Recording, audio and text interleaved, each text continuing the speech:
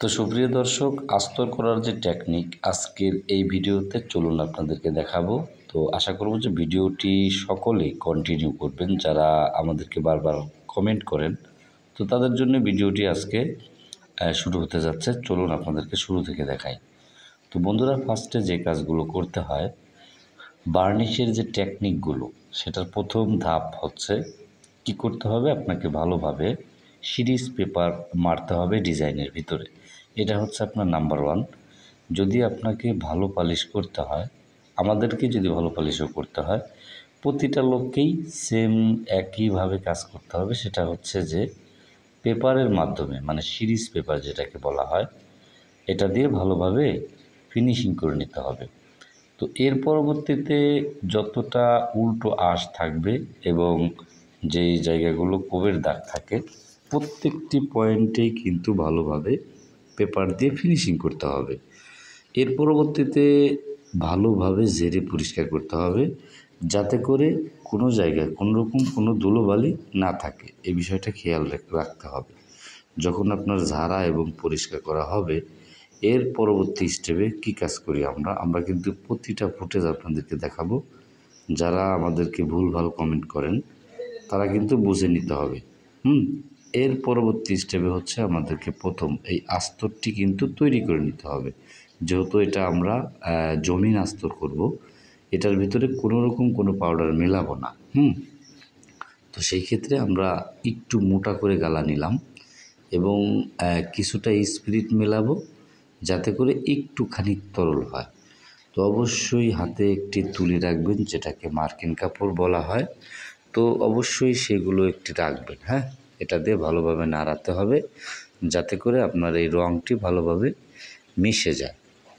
তো এর পরবর্তীতে যে কাজটা করতে হবে, 1 চিমটি পরিমাণ, এই যে দেখুন 1 চিমটি পরিমাণ আমরা কিন্তু পিউরি যেটাকে বলা হয়, সেটা আমরা ব্যবহার করলাম। এটা দিলে মূলত কি হয় আমি বলি।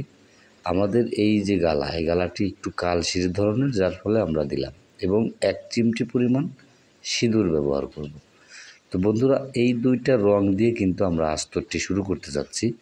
তো ভালোভাবে মার্কিন কাপড় দিয়ে নাড়িয়ে নেব, যাতে করে এটা তরল হয়। এর পরবর্তীতে আমরা সরাসরি প্রথম কোট অ্যাপ্লাই করলাম, যে ঘাটটি আমরা সিরিজ পেপার দিয়ে ডলেছি এবং ময়লাগুলো পরিষ্কার করেছি, সেটাকে আমরা প্রথম কোট মানে শুকনো করে, আপনি যদি স্ক্রিনের দিকে ভালোভাবে লক্ষ্য করে দেখেন, তাহলে আপনি বুঝতে পারবেন যে আমরা প্রথম কোট মোটামুটি ডলে এই কাপড়ের মাধ্যমে ডলে অ্যাপ্লাই করে যাচ্ছি।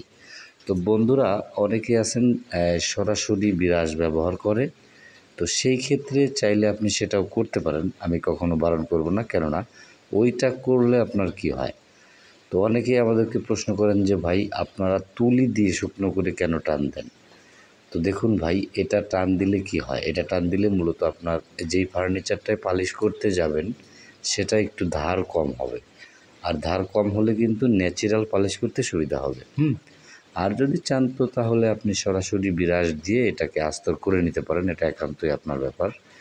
তো আমরা সেটা করব না, আমরা প্রথম কোট শুকনো করে টান দেব এবং প্রত্যেকটি প্লেন জায়গা, এ মাথা ধরে ও মাথা অবধি টান দেব। সেটাও কিন্তু শুকনো থাকতে হবে, বেয়ে যাতে না পড়ে এবং কোনো জায়গায় কোনো দাগ না হয়, এই বিষয়টা খেয়াল রেখে আমরা টান দিচ্ছি।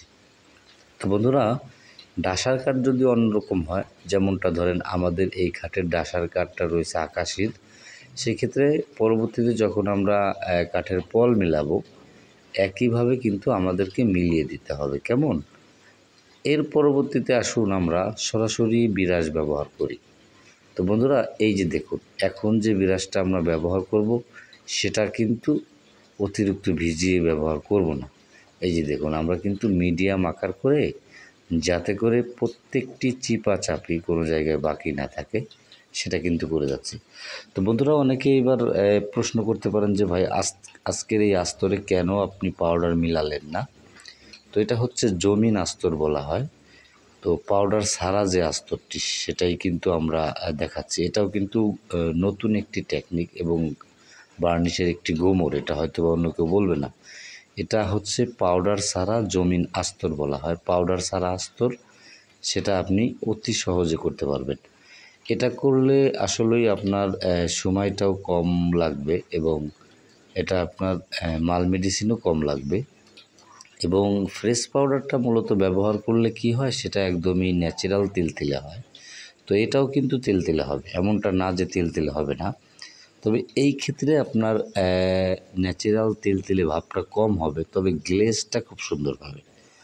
তো বিশেষ করে যারা শর্টে কাজ করতে চান, যে সকল মিস্ত্রি ভাইয়ারা, তো তাদের জন্যই হচ্ছে এই টেকনিকটা।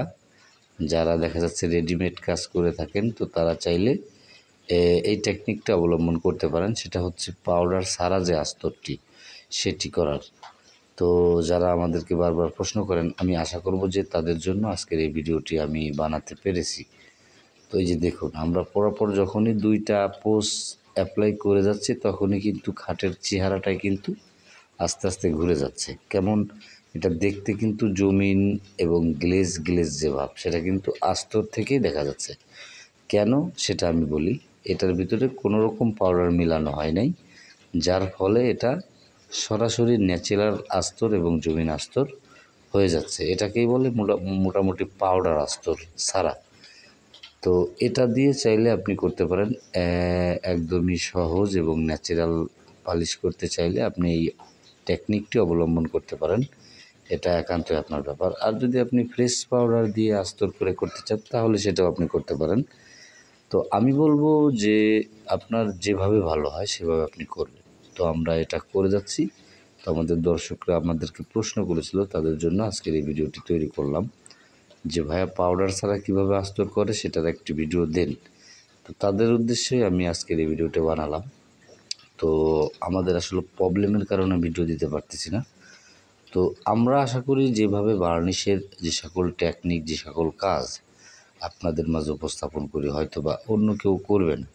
তো এই জন্য বলবো যে আমাদের ভিডিওটি আপনারা ভালোভাবে দেখবেন, টেনে টেনে দেখবেন না। কেননা এই ভিডিও থেকে অনেক কিছু শিখার আছে। একটা স্টেপ যদি বাদ যায়, তাহলে হয়তো বা আপনার শিখাটা ভুল হবে। এবং বার্নিশের কাজ কিন্তু এতটা সহজ নয় যদি আপনি ভালোভাবে বুঝে করতে না পারেন।